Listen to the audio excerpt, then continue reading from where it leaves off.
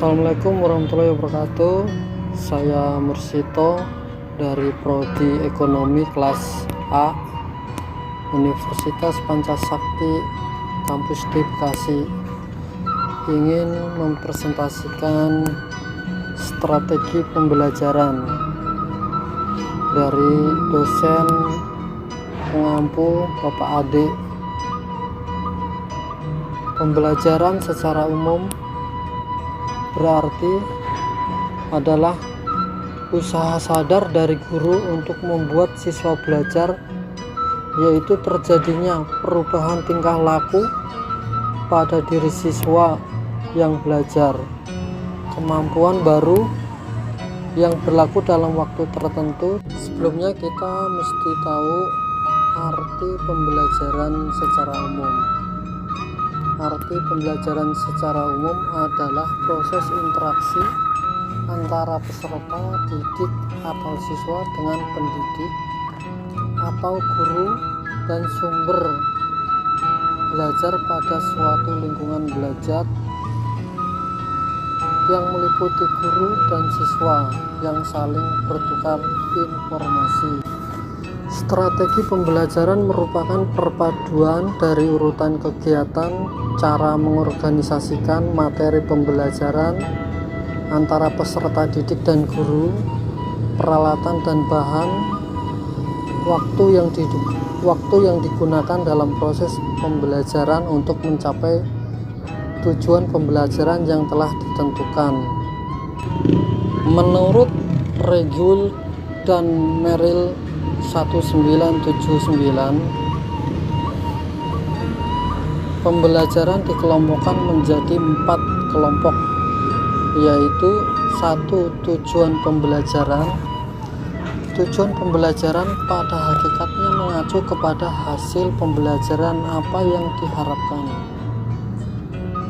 Kedua, bidang studi atau disiplin ilmu.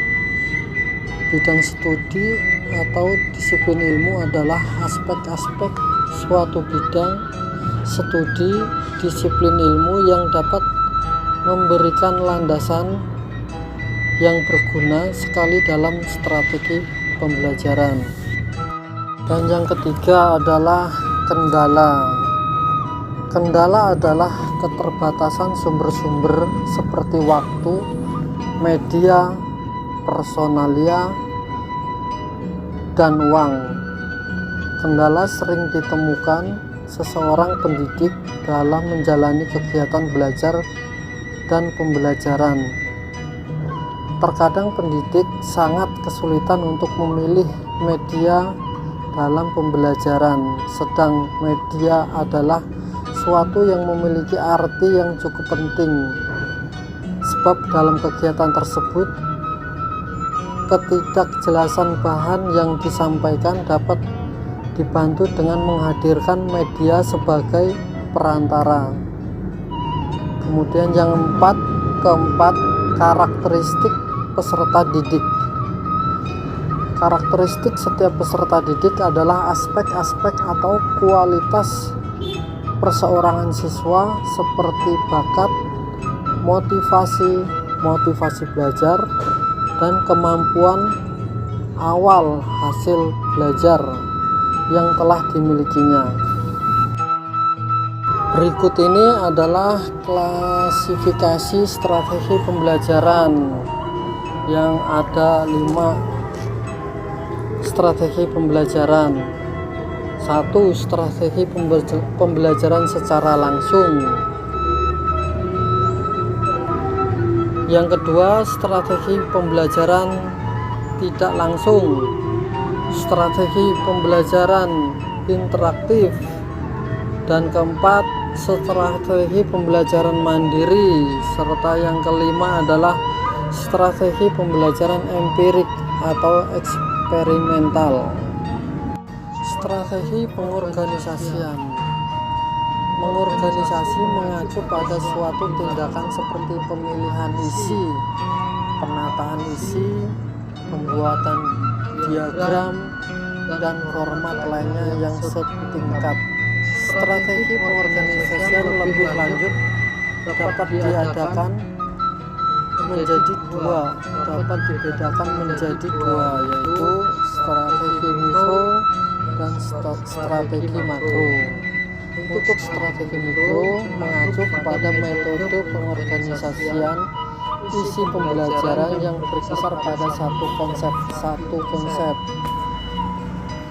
prosedur atau prinsip, sedangkan strategi makro mengacu kepada metode untuk melibatkan lebih dari satu konsep, prosedur atau prinsip. Strategi pembelajaran merupakan jenis metode yang khusus menata interaksi antara peserta dan variabel metode pembelajaran lainnya. Strategi dalam jenis metode ini berkaitan dengan pengambilan keputusan mengenai strategi pengorganisasian yang strategi penyampaian mana yang akan digunakan dalam proses pembelajaran. Metode pembelajaran juga dapat diklasifikasikan sesederhana ini, yaitu berdasarkan pembelajaran atau berdasarkan pemberian informasi, kedua berdasarkan pemecahan masalah, ketiga berdasarkan penugasan. Metode latihan, metode penugasan, metode permainan, atau metode kekompakan kerja.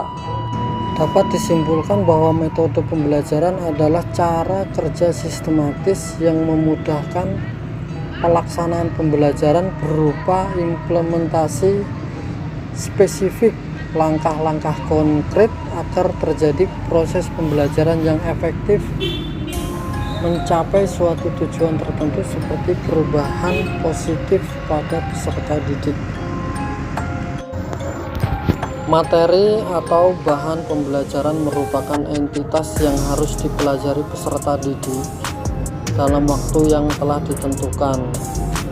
Materi atau bahan ajar ini bisa berbentuk teori, konsep, rumusan pengetahuan, keterampilan, cara, dan tahapan dalam mempraktekkan atau melaksanakan sebuah nilai yang telah ditetapkan.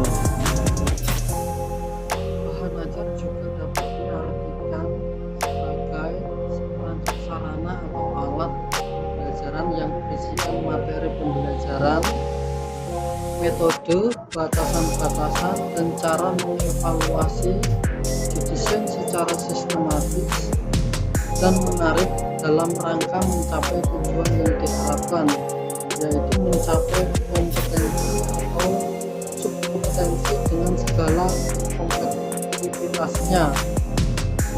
Bahan ajar merupakan atau haruslah dirancang dan ditulis dengan kaidah instruksional karena akan digunakan oleh guru untuk membantu dan menunjang proses pembelajaran siswa. Strategi media penyampaian pembelajaran. Penyampaian pembelajaran yang biasanya menggunakan media pembelajaran lebih sebagai alat utamanya. Media digunakan untuk menyampaikan pembelajaran kepada siswa dengan lebih efektif dan efisien.